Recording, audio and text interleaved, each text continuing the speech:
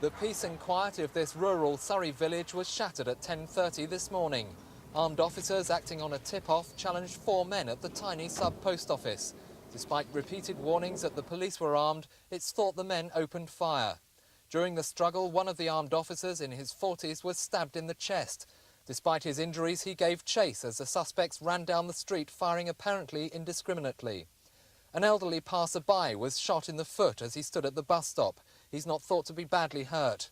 Then it's believed one of the suspects was shot several times by armed officers as he tried to run away.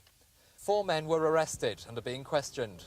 All the injured are being treated at East Surrey Hospital. All of a sudden there were shots fired and, you know, people shouting and screaming. The former Home Secretary, Kenneth Baker, who lives nearby, visited the scene this afternoon.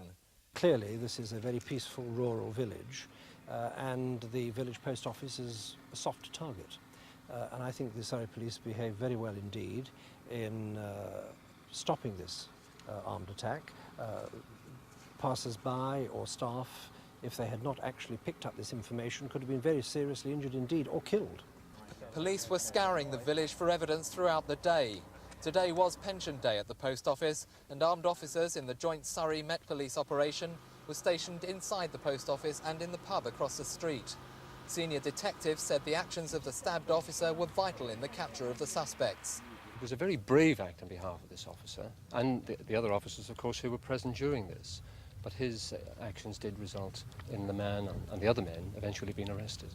It's tragic that anybody should be injured as a result of this incident today, whether they be robbers, members of the public or police. It's also regrettable that the police have had to discharge their weapons.